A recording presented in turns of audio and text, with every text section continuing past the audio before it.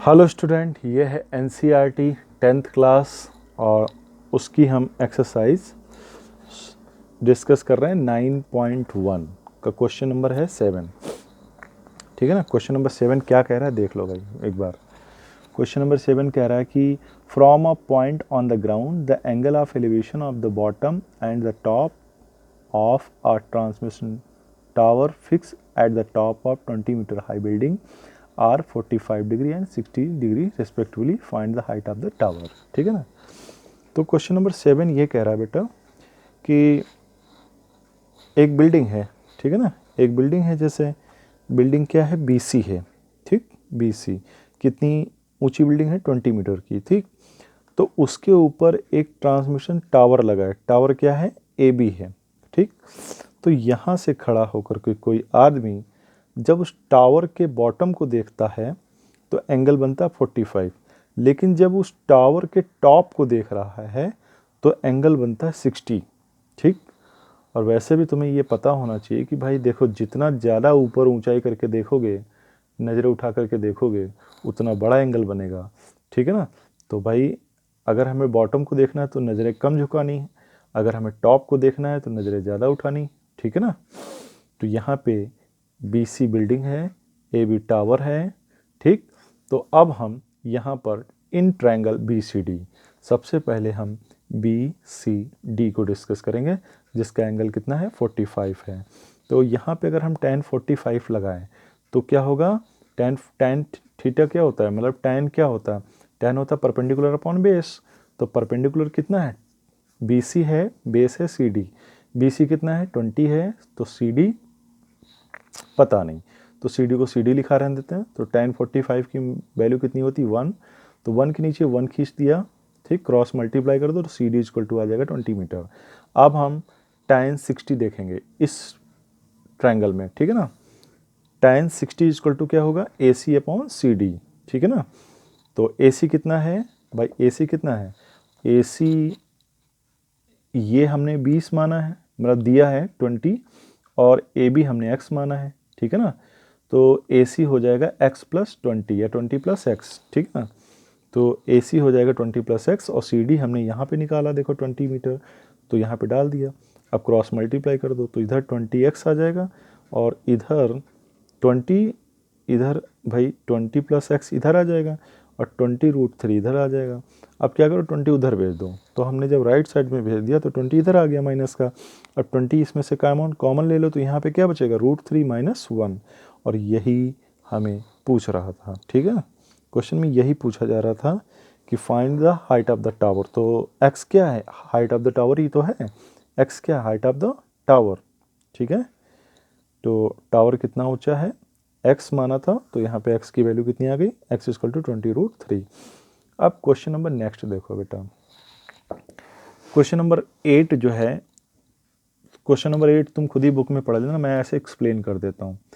एक जो ऐसे पेडेस्टल होता है जैसे चबूतरा टाइप का, तो उस चबूतरे के ऊपर क्या बनाई गई है, एक मूर्ति बनाई गई है। ठीक है ना। तो क्या है कि एक आदमी दूर से जब देख रहा है तो उस मूर्ति का जो बॉटम है, यानी उसके पैरों की तरफ, ठीक है ना, तो एंगल बन रहा 45। लेकिन जब उसके सर को देख रहा है, मतलब टॉप को देख रहा है उस मूर्ति के, तो एंगल बन रहा है 60। बिल्कुल 7th क्वेश्चन की तरह यह है। ठीक है ना। लेकिन इस बार फ़र्क इतना है कि पहले बिल्डिंग की हाइट दे रखी थी ये वाली, अब की क्या दे रखी है, मूर्ति की हाइट। ठीक है ना। तो यहाँ पे दिया है A B equal to 1.6 metre, और हमसे ये पूछ रहे हैं, बी सी पूछ रहे हैं। ठीक है बेटा। तो यहाँ पर भी हम वैसे लगाएंगे, tan 45 इक्वल टू क्या हो जाएगा, B C upon C D. tan 45 की वैल्यू होती है 1, तो B C upon C D, cross multiply कर दो तो B C equal to C D. पहली क्वेश्चन ये आ जाएगी, B C equal to C D. ठीक, अब जब tan 60 लगाएंगे भाई, tan 60 लगाएंगे तो क्या होगा, बी सी प्लस 1.6 है ना, यानी A B plus B C होगा। तो यहाँ पे क्या है, tan 60 की वैल्यू लगाई, मतलब tan 60 लिखोगे तो क्या आएगा, ए सी अपॉन सी डी। ए सी क्या है, A B plus B C. A B कितना है 1.6, और बी सी हमें पता नहीं। तो यहाँ जो नीचे सी डी लिखा हुआ है, सी डी की जगह पे हम क्या लिख देंगे, बी सी लिख देंगे, क्योंकि देखो बी सी इक्वल टू क्या दिया हुआ है, सी डी फ्रॉम फर्स्ट, है ना। तो चाहो तो यहाँ पे लिख भी दें फ्रॉम फर्स्ट इक्वेशन फर्स्ट से हमने ऐसा किया है क्योंकि हमें बी सी पता करना है, तो सी डी की ज़रूरत ही नहीं है, सी डी को रिप्लेस कर दिया बी सी से, आप क्रॉस मल्टीप्लाई कर दो तो ये बी सी यहाँ पर चला जाएगा। तो √3 B C equal to 1.6 B C. अब क्या करो भाई, अगर हमें बी सी की वैल्यू निकालनी है तो बी सी को इधर भेज दो, ठीक है ना, क्योंकि लाइक टर्म्स एक साइड कर लिए जाएंगे। तो यहाँ पे √3 बी सी और इधर से बी सी आएगा, तो बी सी कॉमन ले लेंगे। क्या कॉमन लेंगे? बी सी, ये बी सी कॉमन ले लिया तो अंदर बचेगा, अंदर क्या बचेगा? √3 - 1। ठीक, अब हम जब बी सी की वैल्यू निकालेंगे तो 1.6 अपॉन √3 - 1 नीचे भेज देंगे। तो जब नीचे भेज देंगे तो हम इसको क्या कर लेंगे? रेशनलाइज कर लेंगे। ठीक, तो √3 + 1 से ऊपर मल्टीप्लाई, √3 + 1 से नीचे मल्टीप्लाई। अब ये क्या है? a - b, a + b, तो क्या आ जाएगा? √3 का स्क्वायर यानी कि 3 और 1 का स्क्वायर यानी कि 1। तो 3 में से 1 गया तो कितना बचा? नीचे 2। तो 2 से इसको डिवाइड करेंगे तो आ जाएगा 0.8, यानी कि आंसर आ जाएगा हमारा बी सी इक्वल टू 0.8 √3 + 1। ठीक है ना, ये क्या आ गई? उस पेडेस्टल की हाइट आ गई। ठीक है ना, वो चबूतरे की हाइट आ गई जिस पे मूर्ति रखी है। अब क्वेश्चन नंबर 9 को डिस्कस करते हैं बेटा। क्वेश्चन नंबर 9 क्या है तुम पढ़ लेना। यहाँ पे क्या है? एक बिल्डिंग है और एक टावर दिया है, ठीक है ना, आमने सामने है। बिल्डिंग और टावर क्या है? आमने सामने है। अब हुआ ये कि जो टावर है वो 50 मीटर है। कितना है? 50 मीटर। और बिल्डिंग की हमें हाइट नहीं दे रखी, लेकिन क्वेश्चन में सुनो कह क्या रहे हैं। अगर हम बिल्डिंग के बॉटम से खड़े होकर के, बिल्डिंग यहाँ ये है और यहाँ किनारे खड़े होकर, बॉटम से खड़े होकर के अगर हम टावर को देखें तो एंगल बनता है 60। और अगर हम टावर के बॉटम के नीचे खड़े होकर के बिल्डिंग के टॉप को देखें तो एंगल बनता है 30। अब हमसे ये पूछ रहे हैं find the height of building, ठीक है ना। तो हमने यहाँ पे लिखा हुआ है let A B the building and C D B the tower in triangle C D B, C D B, ठीक है ना भाई। सी डी बी इस वाले ट्रायंगल में हम tan 60 लगाएंगे। तो tan 60 क्या होगा? C D upon B D. तो सी डी कितना है बेटा? सी डी कितना है? 50 है, ठीक, और ये नीचे बी डी है, ठीक है ना, C D upon B D. अब क्या करना है? इसका नीचे लाइन खींच देनी है, क्रॉस मल्टीप्लाई कर लेना है, ठीक है ना। क्रॉस मल्टीप्लाई करके बी डी की वैल्यू निकाल लो। तो जो बी डी की वैल्यू है ना, तो चाहो तो डायरेक्ट निकाल लो। बी डी जो है यहाँ पे आ जाएगा, √3 नीचे चला जाएगा, ठीक। तो ये आ जाएगा बी डी इक्वल टू आ जाएगा 50/√3, 50/√3 in triangle A B D, in triangle A B D. A B D में क्या लगाएंगे बेटा? ट्रायंगल ए बी डी, ठीक है ना। इसमें क्या है? tan 30 इक्वल टू क्या होगा? A B upon B D, ठीक है ना, मतलब हाइट अपॉन वो परपेंडिकुलर अपॉन बेस। तो tan 30 इक्वल टू क्या होगा? A B upon B D. A B तो ए बी रहेगा, बी डी की वैल्यू अभी हम निकाल के आए हैं 50/√3, क्रॉस मल्टीप्लाई कर दो तो √3 ए बी आ जाएगा और ये 50/√3 इधर चला जाएगा, ठीक है ना। अब क्या करो? ए बी की वैल्यू निकालो। ए बी की वैल्यू निकालोगे तो √3 इसके अपॉन में चला जाएगा। कहाँ पे? इसके अपॉन में, ठीक। अब तुम्हें पता है कि ये वाला जो √3 नीचे उतर आएगा, ठीक है ना। तो ये नीचे उतर आएगा तो √3 × √3 क्या बचेगा? 3। और जब 50 से 3 को डिवाइड करोगे तो आ जाएगा 16 होल 2/3 मीटर, यानी कि बिल्डिंग की ऊंचाई कितनी है? ये है 16 होल 2/3 मीटर, ठीक है बेटा। अब क्वेश्चन नंबर 10 देखो। क्वेश्चन नंबर 10 ये है कि दो बिल्डिंग और वो मान लीजिए रोड के एक साइड इधर बिल्डिंग है, एक साइड इधर बिल्डिंग, बिल्कुल आमने सामने है, ठीक है ना बेटा। और बीच में मान लीजिए रोड है। तो रोड के किसी पॉइंट से, हमें नहीं पता वो पॉइंट कहाँ पे है, हमने मान लीजिए कि वो पॉइंट ओ है।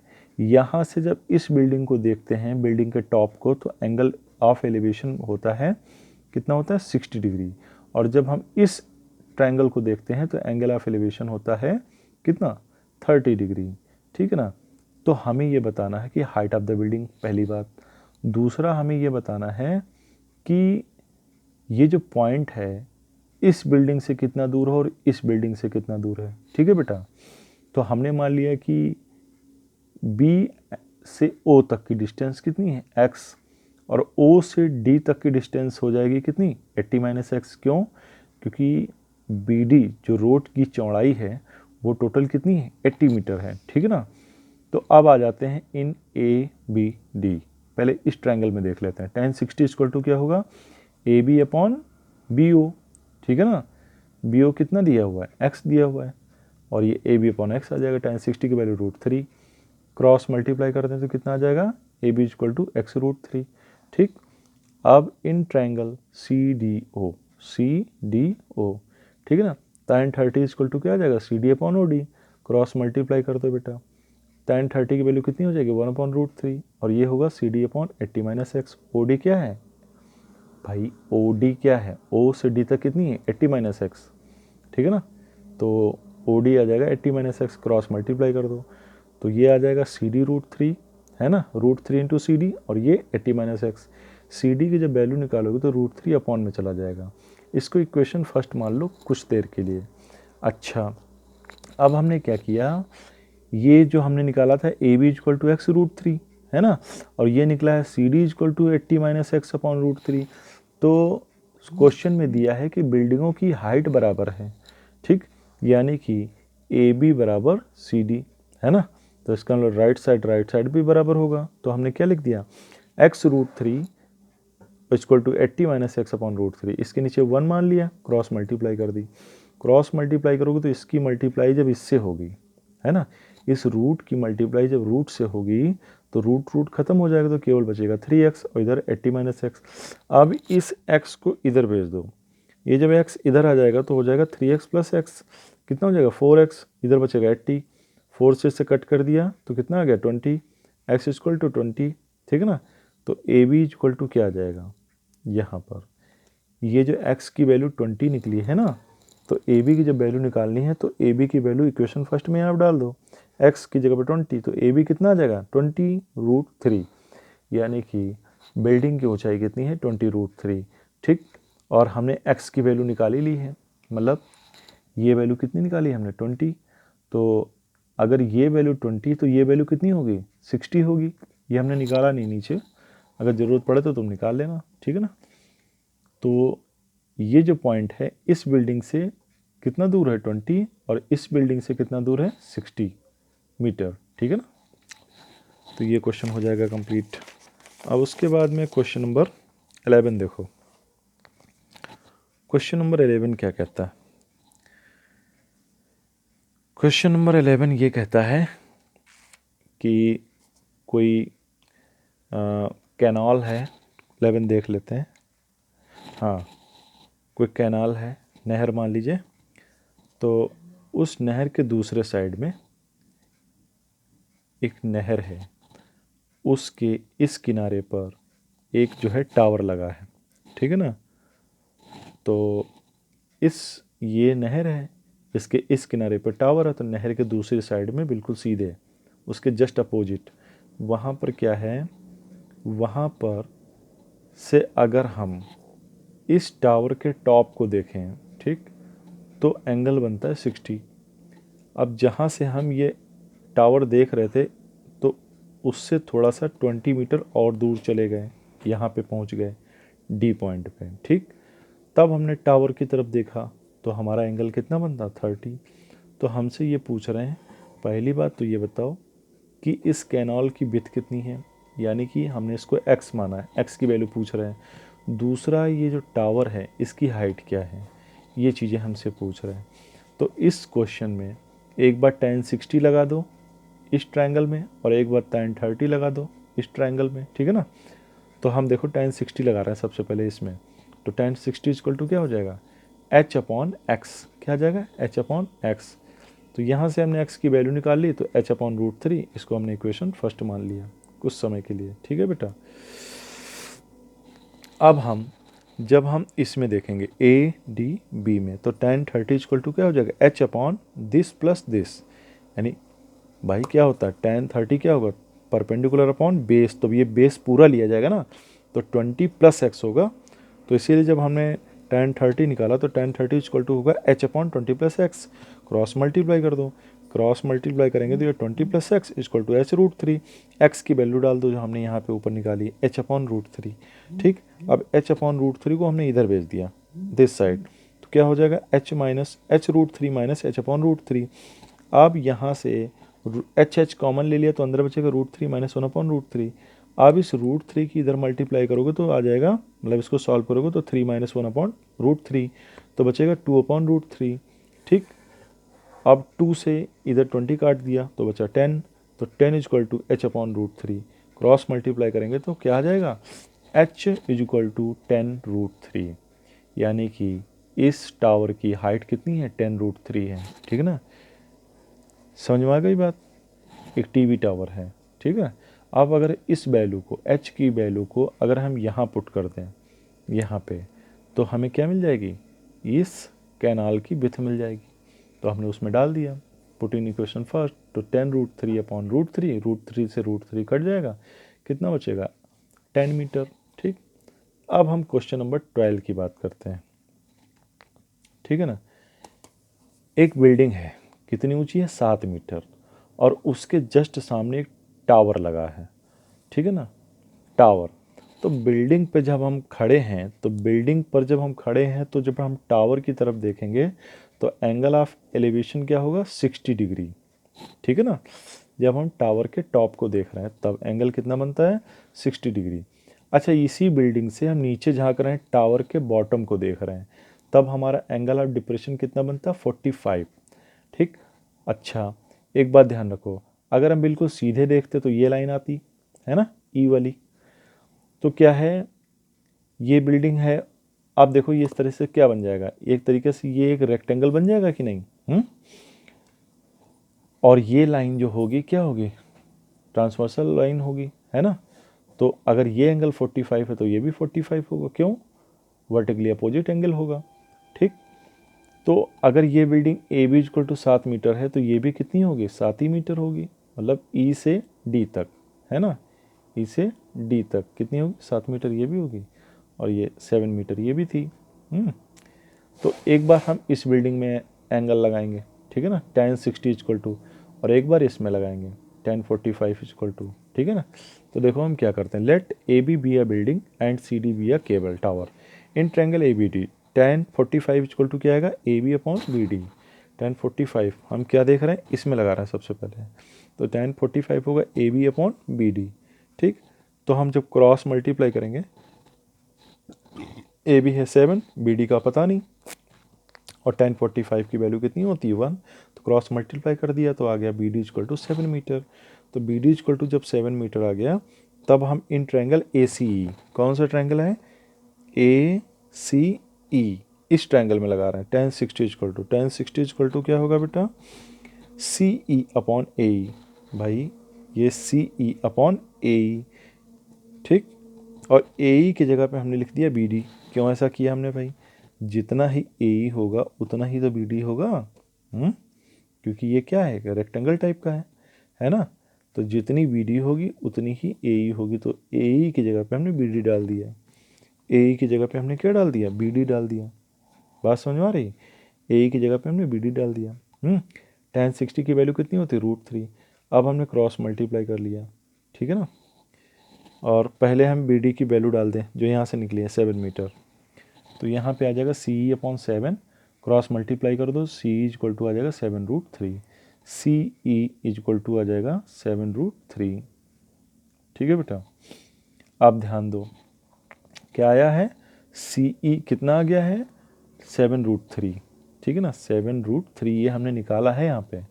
ठीक है, अब सी डी पूछ रहे हैं, टोटल सी डी, तो ये तो 7 था पहले से, अब हमने इसको भी निकाल लिया, तो 7 में ये ऐड कर दो। ठीक, तो सी डी इक्वल टू होगा C E plus E D, C D equal to क्या होगा, C E plus A B.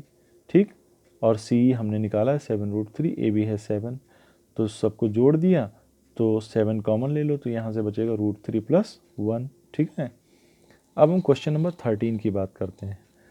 नदी किनारे, नदी नहीं समुद्र के किनारे, सी के किनारे एक लाइट हाउस होता है, तो ये लाइट हाउस है। तो लाइट हाउस से एक आदमी झांक के देख रहा है कि उसे दो सिप नज़र आ रहे हैं, एक सिप से उसका एंगल ऑफ डिस्पर्शन बनता है 45 और जो दूर वाला सिप है उससे बनता है 30। कौन सा? ये वाला 30। तो अगर ये 30 है तो बेटा ये भी 30 होगा, और अगर ये 45 है तो ये भी 45 होगा। तो यहाँ पे हमें दो चीज़ें लगाने की ज़रूरत है, एक बार tan 45 और एक बार 30। और लाइट हाउस की हाइट कितनी दे रखी है? 75 मीटर, ठीक है ना। लाइट हाउस की हाइट कितनी दे रखी है? 75 मीटर। पता नहीं मोबाइल क्यों हिल रहा भाई। ठीक, तो हमने लिखा let A B the lighthouse and the two ship B at a point C and D respectively in triangle A B C. सबसे पहले हम किस में बात कर रहे हैं? ए बी सी में। तो tan 45 इक्वल टू क्या हो जाएगा? This upon this. ठीक, यहाँ से यहाँ तक डिस्टेंस को हमने x माना और यहाँ से यहाँ तक की डिस्टेंस को हमने y माना है। ठीक है बेटा, तो tan 45 क्या हो जाएगा? tan 45 हो जाएगा A B upon B C. तो ए बी कितना है? 75 है, और बी सी को हमने कितना माना? x। क्रॉस मल्टीप्लाई कर दो तो x इक्वल टू आ जाएगा 75 मीटर। यानी पहला जहाज जो लाइट हाउस से 75 मीटर दूर है। ठीक, इसी तरह से क्या करेंगे? हम करेंगे in triangle A B D में tan 30 इक्वल टू क्या होगा? A B upon X plus Y. तो tan 30 की वैल्यू क्या है? 1/30। A B X plus Y. भाई tan 30 जब लगाएंगे इसमें 30 में तो ये पूरी डिस्टेंस ली जाएगी ना, ये x प्लस वाई ये पूरी ली जाएगी, दिस अपॉन दिस, है ना। A B upon B D ये पूरा लिया जाएगा, है ना, A B upon B D. तो बी डी की जगह पे हमने लिख दिया x प्लस वाई। तो tan 30 की वैल्यू होती है 1/√3। 75 ए बी है, x प्लस वाई, एक्स की जगह पे 75 डाल दिया, क्रॉस मल्टीप्लाई कर दिया, तो 75 plus Y equal to 75√3। y की वैल्यू निकालेंगे, 75 इधर भेज देंगे, तो यहाँ पे 75√3 माइनस 75 कॉमन लेंगे तो अंदर बचेगा √3 माइनस 1। यानी कि उन दोनों जहाज़ों की बीच की डिस्टेंस कितनी है? 75√3 माइनस 1। ठीक है बेटा, उम्मीद है थोड़ा बहुत तुम्हें समझ में आया होगा।